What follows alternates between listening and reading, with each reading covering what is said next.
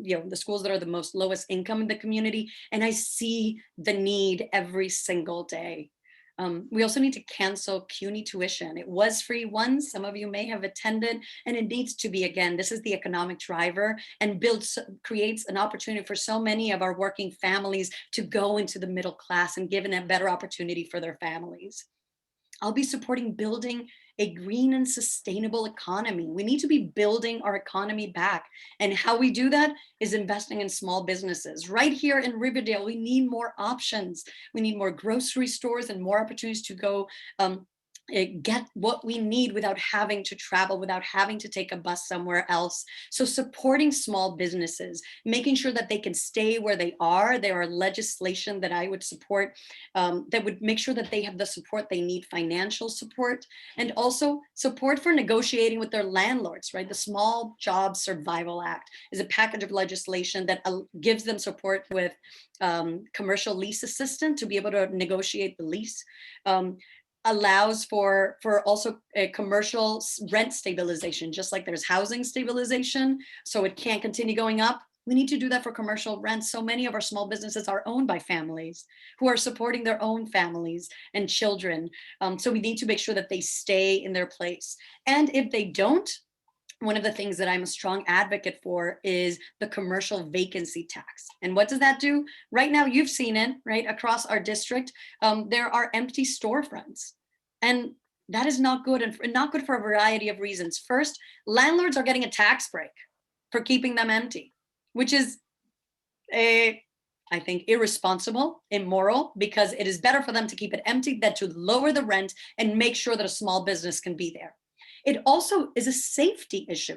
When there's a lot of empty storefronts, then the block, that section is desolate, and that doesn't create vibrancy or safety for our communities.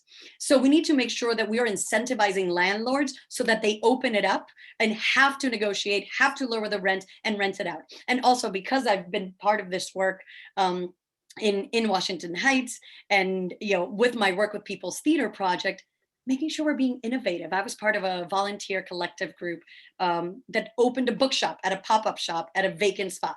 We negotiated with the landlord as a group of volunteers and artists and said, let's have it for 1 month. And then it became 6 months. And now they have their own lease. And it's a full bookshop that's been there for 10 years. But it started as an innovative partnership. So building these innovations, having pop-up community sites, town halls, once we can all be together again, cultural spaces, libraries, art galleries, places where we can gather, where we can sew together, which is something that I've done in rec centers before with elders in my community. Making sure that we're being innovative to bring the vibrancy back to our community with those spaces. We need to pass universal childcare, universal elder care, and free after-school programs. This is the way we're going to be able to go back. Right now, as you know, schools, many of us with children or with grandchildren, need to stay taking care of kids, and we're not able to go out to the workforce again. So it's essential that we're subsidizing families so that they can afford it. I have 2 kids, and both my kids were in daycare because my family is in DR, so I don't have family nearby except my husband, and I was working. And it's a lot of money to put kids in daycare. And this was like a 5-story walk up with a wonderful Doña Tita, wonderful woman who was taking care of my kids. And it was still over $20,000. Elder care and caring for people that we love. Home attendants need to get paid living wage, because we know more than ever now that being home and being able to be home safe is essential. And you need to be safe, and we need to make sure that those that are taking care of you have the rights that they deserve. And finally, I think we need to right size the NYPD. And what I mean with that is we need to reallocate funds when it comes to mental health crisis, New Yorkers experiencing mental health crisis, or even when there's a traffic infraction or there's homeless outreach. We need to make sure that if the New Yorkers is experiencing a mental health a crisis in that moment, a healthcare worker responds, and not the NYPD, who's not trained to do it. And as we've seen too many times, can result in violence. We need to invest in healthcare. We need to invest in social workers. We need to invest in restorative justice in classrooms. The pandemic for me made very clear who rises to the occasion in times of crisis. We've all seen the friendly fridges. We've seen the programs and the mutual aid that has been built throughout our district and throughout the Bronx. It's the people. We are the ones who come up and rise up.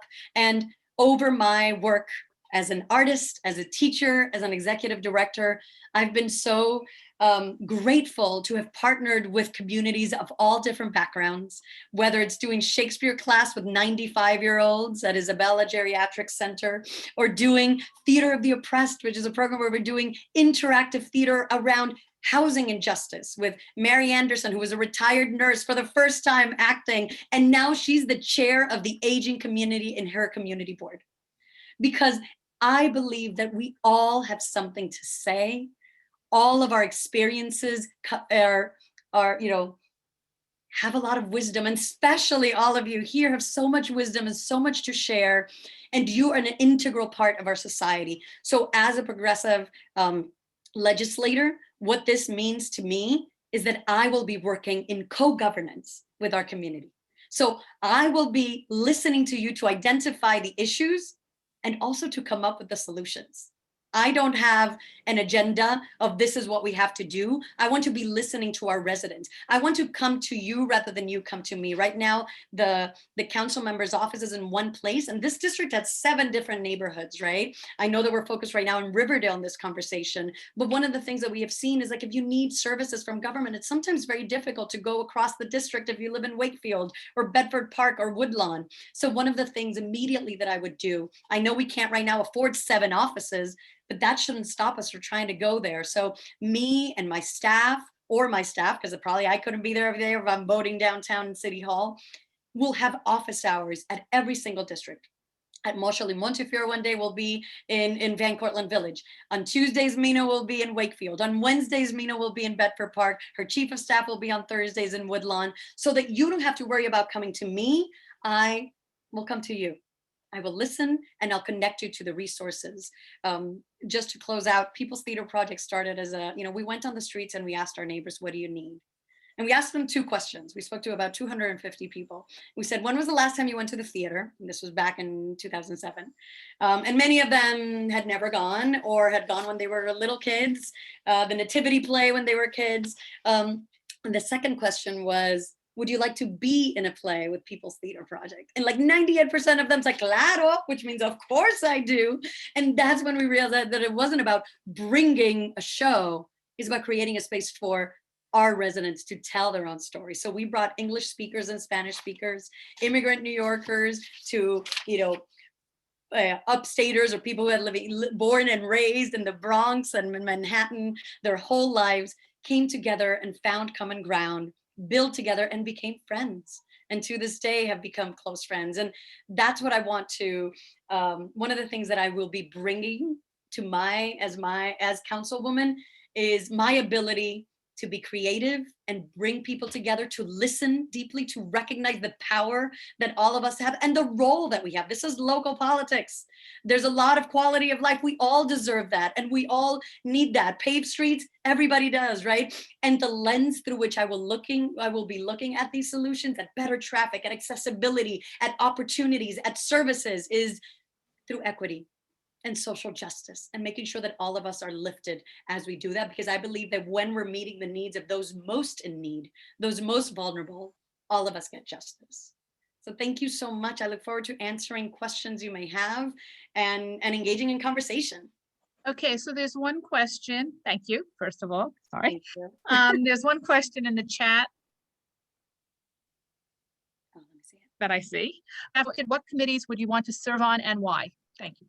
Thank you, Lee. There's a few committees I would like to serve on. I would like to serve on the Education Committee, on the Committee on Human Rights, the Committee on Libraries and Arts and Culture as well. Those are my top 3 committees. But there's others, of course, that if they come, I would take the opportunity. But for sure, those 3, I would like to maybe be chair in one of those as well.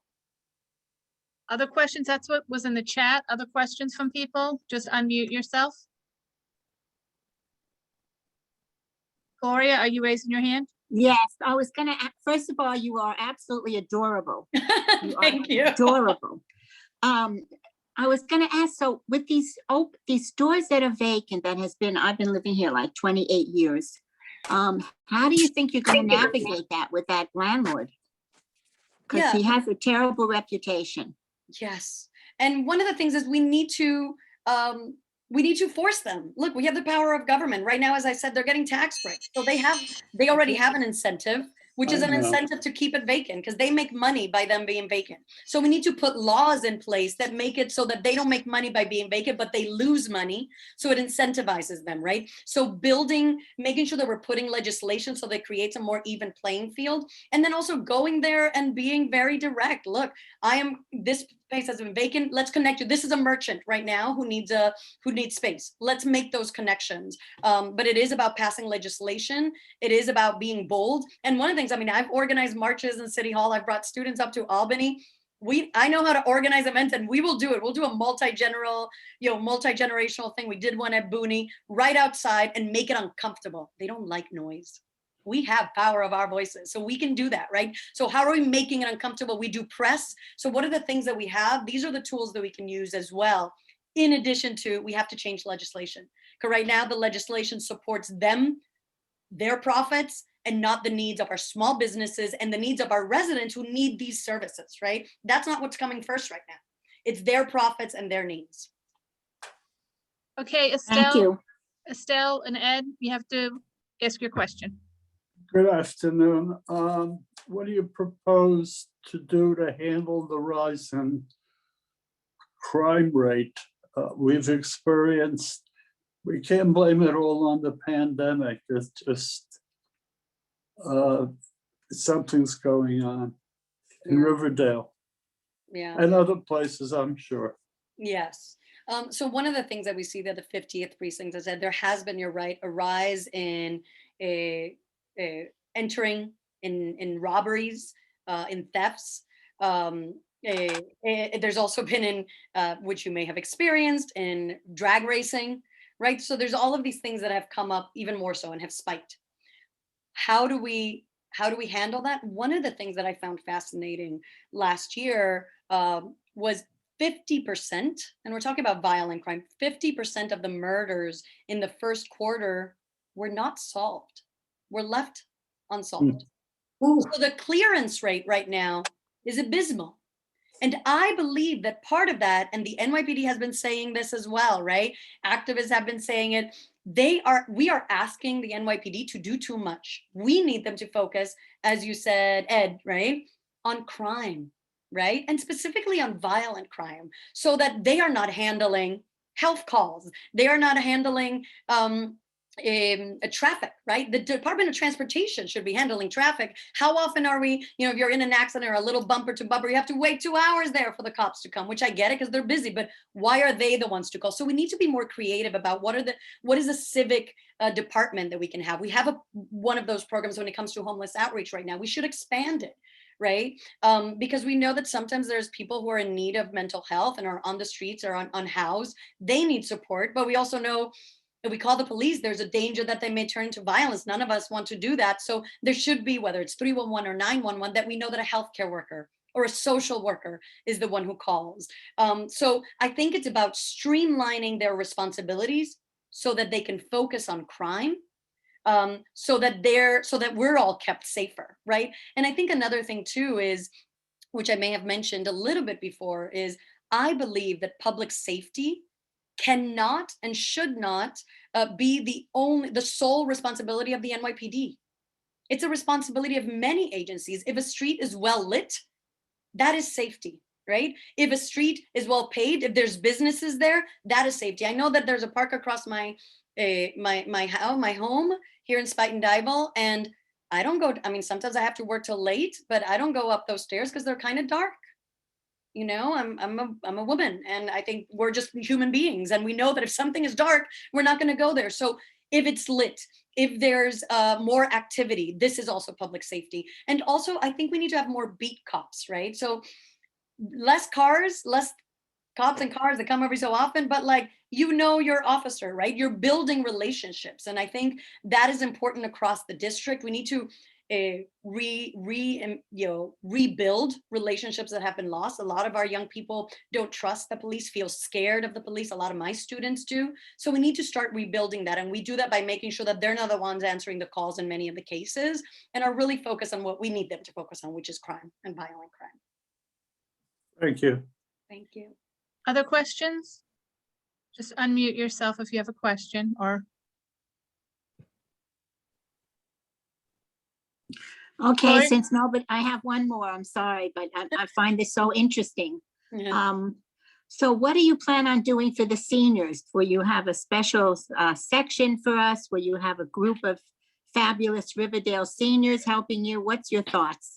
Yes, I'm glad you asked. So yes, for seniors. So, I mean, and the thing is, like, when I look at policies or platform, seniors are a key constituency in our community and in New York, right? So you need to be centered in the conversation. So it's not about one specific thing, but all of the areas. So first, when it comes to transportation, we know that accessibility is key, right? We need to make sure that we are fully funding and making sure that our buses are efficient, especially in Riverdale. We all know we need to take buses.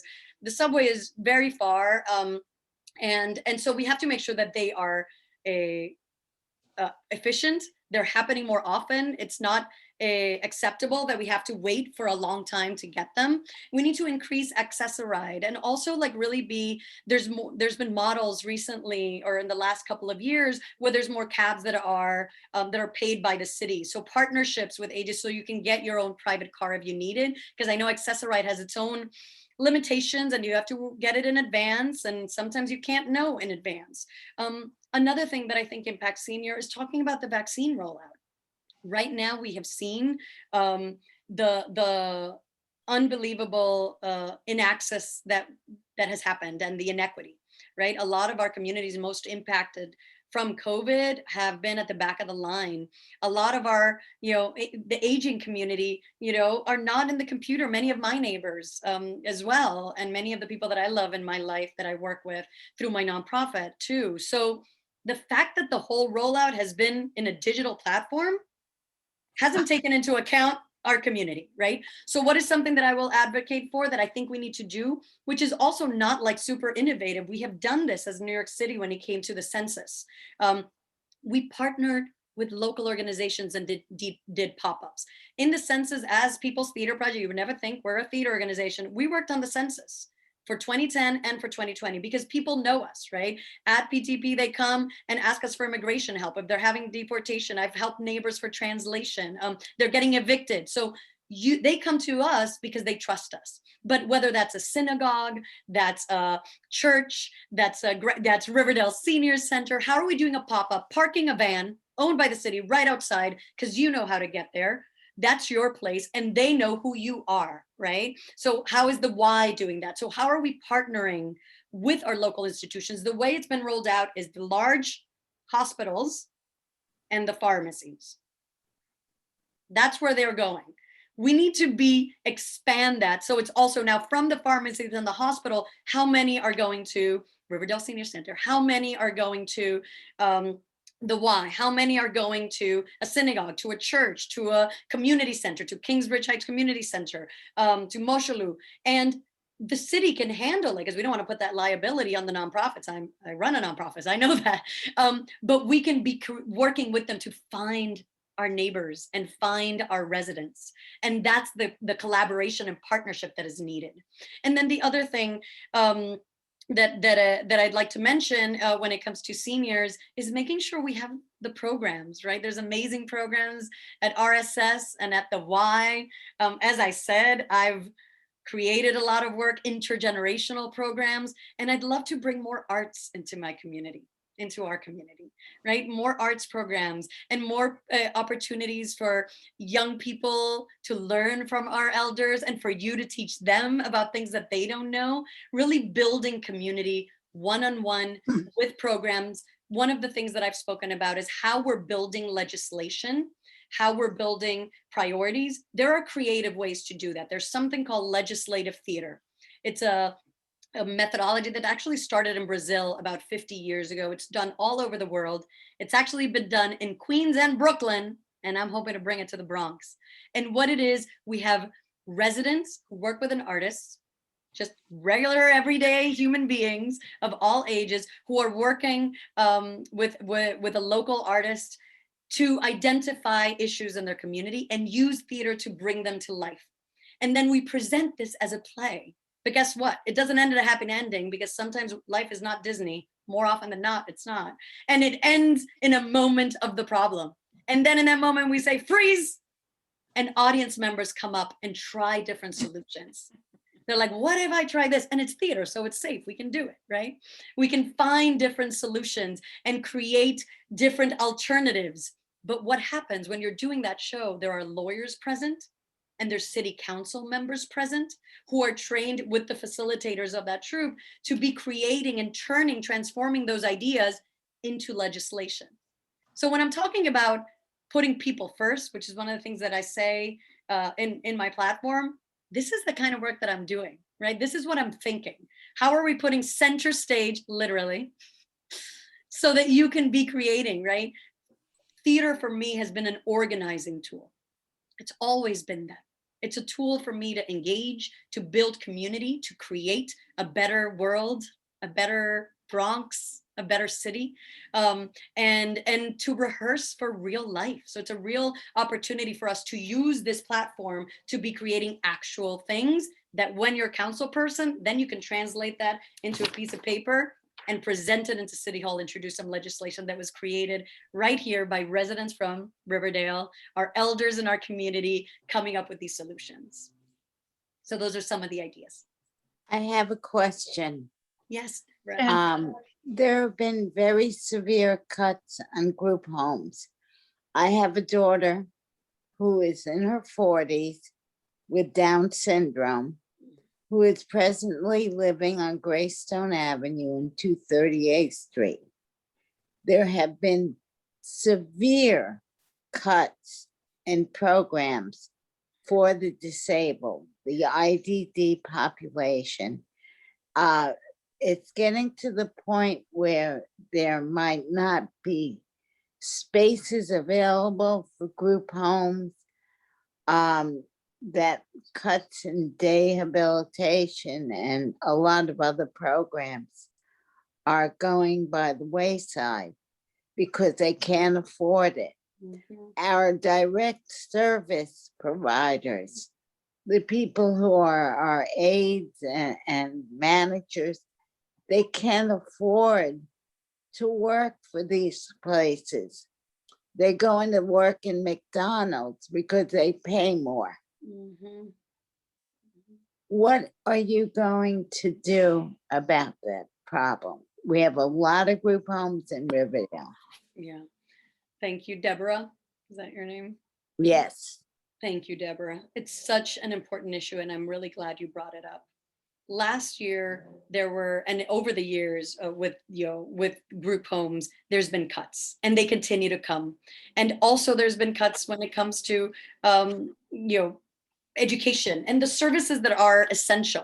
So what do we have to do? One of the things that I am proud to be the only council member who says that is, I don't believe in austerity budgets. I know it's a crisis, but austerity budgets, making cuts to these programs that are essential, hurt those most in need. That is not how we will build back up. So I won't be making cuts. I will be pushing and fighting until the very end. We look at revenue, right? I run a nonprofit, I run a budget. You always start the negotiating looking at where you get money, not where you make cuts. So we need to bring back the funding as a city. And let's be very clear, we may be in a crisis. We still have a larger budget than some countries in the world, right? This is New York City. So let's not be, so I am not fooled of saying we have no money for group homes. We have no money for education. We have no money for social services. Not true. We do. We just need to prioritize it. So our disabled community is in need. And right now with COVID, even more so. And as you said, Deborah, you also mentioned those who take care of us, right? So right now, as you said, they are getting a living wage somewhere else because they can't afford to live taking care of people, right? Of their, of their patients, of their clients. So we need to invest, we need to prioritize funding for group homes And because as you said, they can't afford it, they can't afford the rent. Again, we need to push the landlords. We need to change the formula for building. Right now, the mandatory inclusionary housing and the development zoning laws prioritizes the developers. It prioritizes the landlords. It does not prioritize the tenants, the senior centers, the small businesses at all. They're the ones who sometimes are putting their own savings, personal savings, to be able to subside.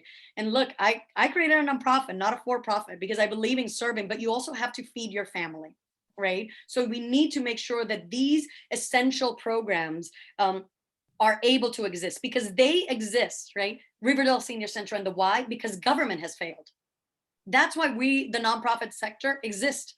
And until government is able to meet those needs, we need to absolutely partner with group homes, with senior centers, with all of these nonprofits that are building these programs, because they are the ones in the grassroots. They are the ones who are meeting the needs of our kids. And until government can do it, and I don't see that happening for a while, we need to rely on these key institutions to do the work. And how do we do that? By funding them. So making sure that we're prioritizing the budget, we're expanding what it is. So my commitment is I will look at the budget, see where it's at, look at right here in Riverdale, what are those homes? What are they in District 11? And making sure that we're putting that as a priority, because they are one of the most vulnerable populations right now. And when we're building new housing, we have housing that is identified for the disabled community. There are laws in place. And one of the things that needs to pass is actually looking, there's a legislation that hasn't passed but exists in City Council to say, we know that you're supposed to be building, but we haven't done the study to see how many actual apartments that has to be for the disabled community are going to the disabled community. So we need to look at those numbers so we see how the development sector is failing, how the buildings are failing, so we know what the gravity of the need is, for different able-bodied neighbors, who need the support. Other questions from people? Barbara, you made a comment. You may want to say it yourself. I think it's more appropriate for you to say it than for me to read it. Hi, Mino. It's Barbara Namias. We met over at the Booney fiasco. Yes, we did. Yes. Hi, Barbara. I'm so glad you addressed, my greatest concerns, one of which is how these landlords, because of the way legislation is written, are, taking the soul out of our community. And I love you all the way. I really do hope you get in, because I'll be behind you. And I'm also an artist. So I just want to thank you for your enthusiasm and passion. And most of all, you're listening. You're really listening to us. So I really appreciate that. Usually I'm the first one with a question, but I think you really addressed most of the important things that, the community feels is essential. Thank you. I'm also an artist, and I've written several books, and I taught improvisation. Deborah. Oh my Studied goodness. at the American Academy of Dramatic Arts. Oh, I went to AADA. That was one of the programs that I did when I first came Oh. here, my first summer here. I'm going to interrupt that for 1 second just to make sure that if anyone else has any questions, we can still stay and talk with each other. I just want to make sure. Jane, you have to unmute yourself. Oh, hello. Yes, and my name is Jane. I enjoyed your very passionate speech, and second what the previous person said. I am very interested in attacking climate change, because I believe that if we don't attack climate change, we won't really have a world left to do all these wonderful things in.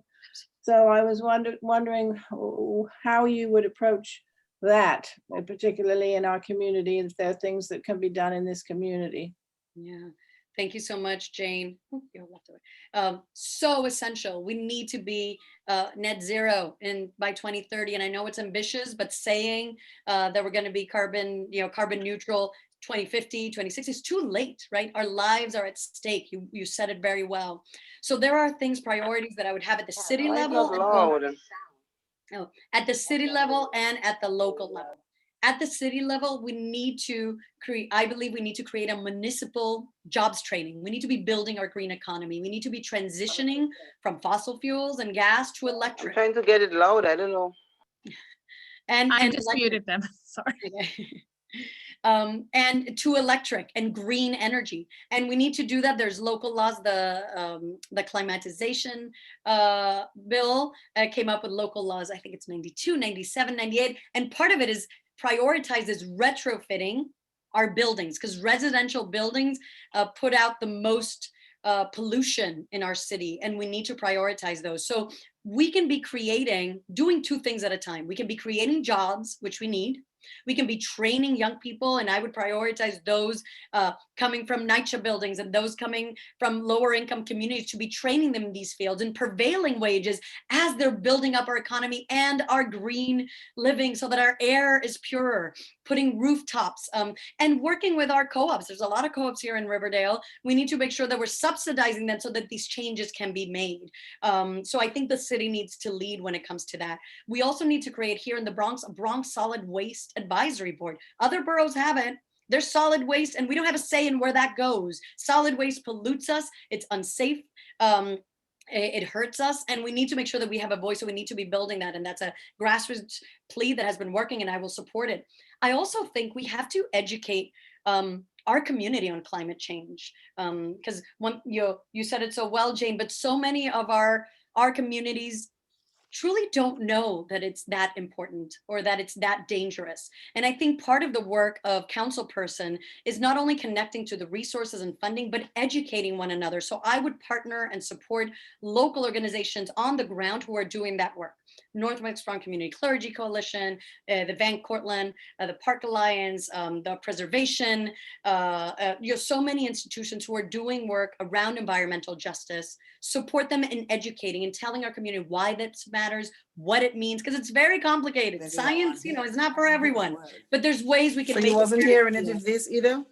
of why it matters. And then another thing locally is, we need to daylight Tibbetts Brook. I've been learning about this struggle, and this has been for many years. It overflows when it rains, and then we get water from the sewage into our river. So it's all connected. So from the very local level, supporting efforts like daylighting Tibbetts Brook, putting funding for it, using the political power to make it happen, to the Bronx Solid Waste, to educating, and then to the broader thing of making sure we're retrofitting our buildings, we're changing our buses, which some of them, we all know, are in dire need of having a new fleet. Let's make it a green fleet.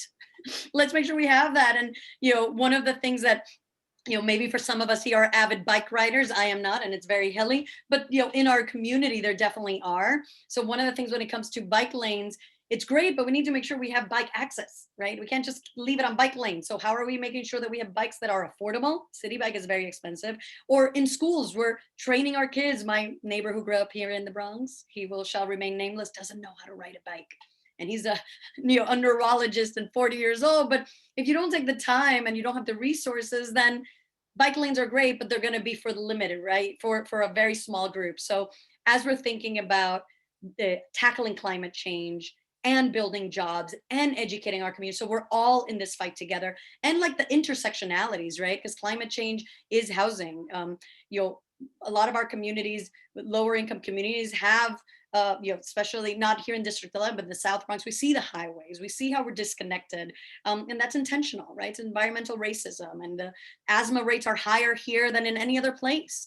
We need to build more trees, we need to have more green space. So all of these, again, create jobs and support our community. And finally, I know I'm talking too much, there's just so much to say, is last year we took away funding. I know I've said $707 million from our education. We also took away from sanitation, and we took away funding from parks, and we took away some funding from summer youth employment and from senior services. So this is what we decided to do in the middle of a pandemic. This is what we said was important to let go.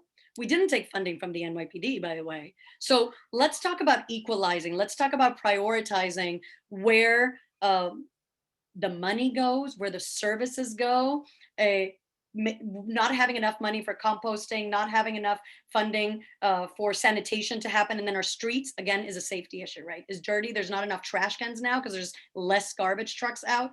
That is unacceptable. This is New York City. This is the Bronx. We can't keep getting left behind. So this is all connected to to environmental justice for me. Thank you. Ed, I see your hand raised again. I think, Thank you. Mino, I love what you're saying. It sounds so wonderful. God bless you. Thank you. But why do you think you'd be any more influential?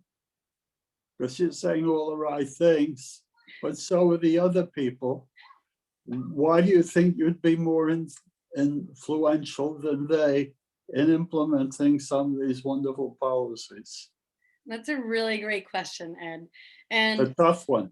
yeah, it is a tough one. It is a tough one. And you all have, really strong candidates to look at for this special election. One of the things why I would be most effective, I think I'll use that word, or influential, Yeah, is because I know I can't do it alone. I have not done anything in my life by myself. I know that in order to build power, in order for us to make change, you need community. I am endorsed by the Working Families Party, and the Working Families Party has endorsed our senator, our congressman, and also a lot of candidates from across the city and the state. So we are part of a big family. So when we're talking about issues, I know I'm not going at it alone. I'm building coalitions with elected officials right now and with candidates from across the city. As well as I come from the nonprofit sector. So I'll be working very closely. Who are the ones who are organizing our community right here, every block, right? Or who are the tenants? And one of the things that, if you've heard the debates, you've heard me say, but I'm passionate about it as well. I know I'm passionate about many things, but this one too. When we're talking about housing and creating legislation and making push on that, tenants are going to be part of that conversation. When we're talking about education, students are going to be part of that conversation and identifying what happens, and they will be joining us at City Hall. When we're talking about the aging community, you and organizations like RSS and the Riverdale Y will be part of the conversation. So I will be effective because I'm not going to do it alone, because I've never done it. I believe in inclusive leadership, and I think that's the job of a public servant. I've built relationships and successful partnerships with government at the local, state, and federal level through my nonprofit, with corporations, corporate sponsors, and with nonprofit institutions.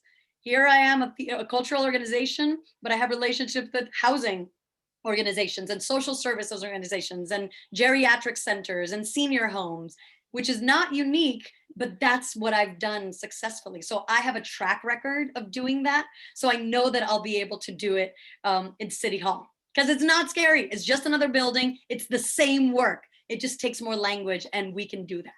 We can translate it into that. thank you. thank you. Other questions? I have one more. Susan, I see Susan Fruchter, so Susan, if you can unmute yourself, and then we'll go to whoever the other person was. I don't know who that was. Okay. Mino, I like your enthusiasm. And of course, one of the questions I always have to ask, which I don't expect you to answer at this point, is why did we have to have the cuts? And I don't expect you to answer, but I would like to hear your opinion on the specialized schools and specialized programs. So I can answer a little bit the first one. I think it's because it's not the priority. It hasn't been the priority. It hasn't been the priority. Those that are most vulnerable have not been the priority when it comes to government. That's one of the reasons I'm running. We have not been able to to tackle greed in this city and in this state, and it's upsetting. And that's one of the reasons that I am running for office, because we can't keep waiting for someone who we hope, we cross our fingers they will do it, right? I know I will do it. So I trust that I have my service in mind, and that's why I'm doing it. Specialized high schools. So specialized high schools and specialized programs. So this is my stand on them. First, when it comes to those 8 high schools and the specialized high school program, that's at the state level, and I do think it needs to be reformed. I think it needs to be a holistic assessment. Admissions to a program cannot be based on one test. There are so many access barriers to being able to take that test, to being able to be prepared for that test. But at the end, the conversation for me when it comes to specialized programs is these are Band-Aid solutions. And the conversation for education becomes about 10% and 15% of our students. We have 1.2 million students. I am a proud public school parent. My kids go to a Title I school, which is one of the lowest income schools in the city. And I see the need for resources. And I also see what a dynamic principal can do, and the resources she can find when she also doesn't follow all the rules and is able to be innovative within her own school, right? So I think we need to create more opportunities, not just put all of our eggs in the basket of these 8 schools or these screened high schools, but let's make sure that all of our kids have the opportunity to have them. So I've worked with K through 12 and beyond, and I don't think that a test for a 4-year-old is developmentally appropriate, that now puts you on the track for the rest of your educational career. I think all kids enter, and teachers have the ability to differentiate the learning for each kid, but they can't do it if there's 35 kids in a class. So what I'm focused on is, how are we downsizing classrooms? How are we investing in infrastructure and building more schools? We need another one. RKA is not enough, it's overcrowded. We need to be building more classrooms, and so that teachers can meet the needs. And we need more options. There are kids that are talented in the arts, and they should, in the end of 1st grade or 2nd grade, be like, ooh, you should go on this track. And there should be a classroom that is more creatively focused. Some that are totally into math. I think that's going to be my son. And engineering. So how do we have those options available in every school, so that a parent doesn't have to change where they go, their address, so that they can get into the right school? All of our schools should be the right school. Your neighborhood school should be the right school. And it can't just be one classroom per grade that at the end segregates our students and gives more resources to one than to the other. So we need to phase out specialized programs that segregate us, and really invest in funding our schools, downsizing classrooms, training our teachers, and giving more options of electives, culturally responsive education, and electives in arts and in STEM and in sports that right now not all the schools have it. Talk about why things are cut. The arts, the first one to go for students. And it's the social emotional learning, especially for elementary school, but all the way up until 12th grade. Education right now, public education,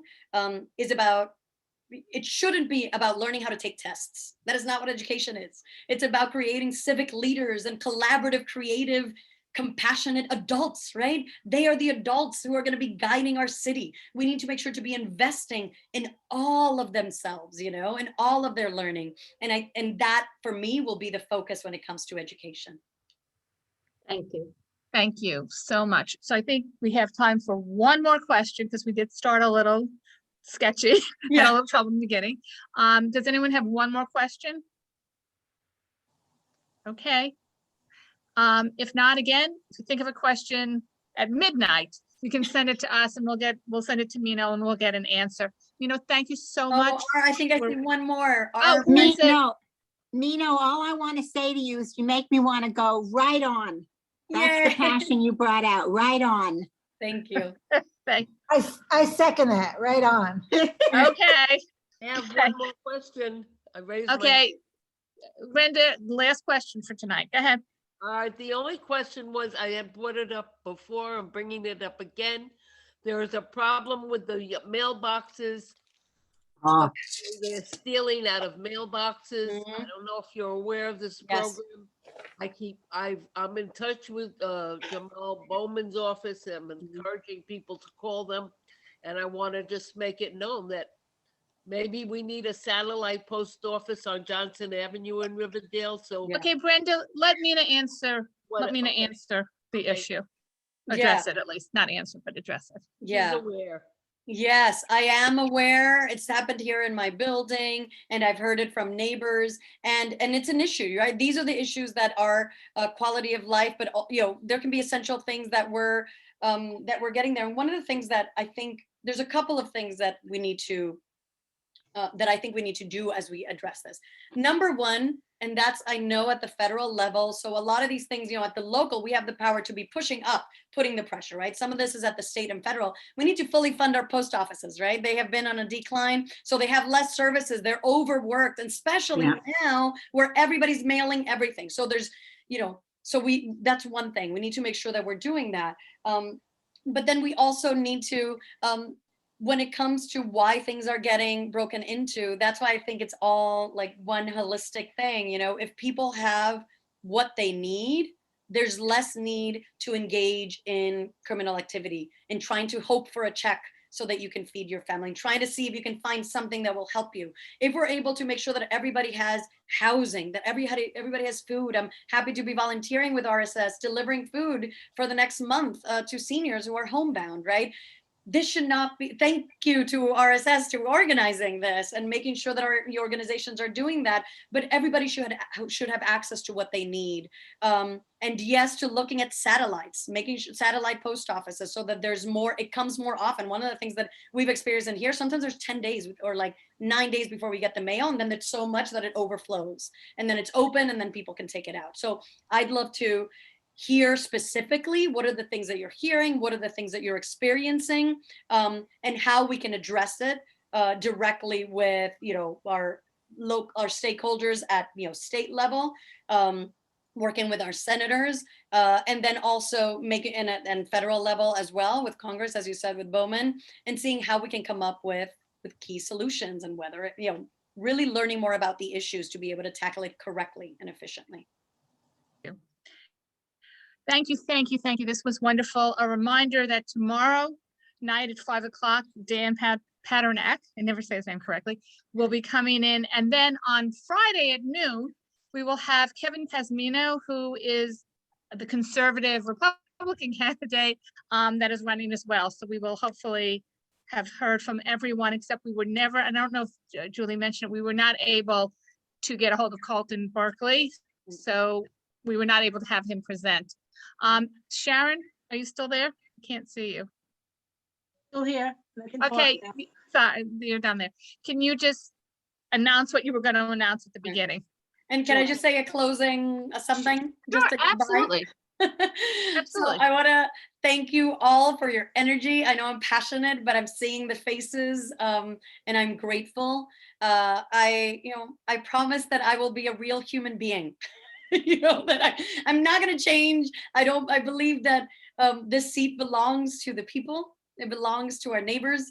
I do not want to be, I don't like politics, but I like serving. And I don't pretend to be on a path of this, you know, this is what my chapter is right now that I'm starting. And I look forward to working together with you to make our community the best it can be. So Thank you so much. Sharon, do you want to just talk about the voting, the early voting at the Y to address that question? So I put the early voting in the chat room, all the dates and all the hours. And again, so it's actually starting on Saturday. We are open for voting. The Riverdale Y normally is not open on Saturdays. We are open for voting this coming this Saturday and for a full week, dates and hours in the chat room.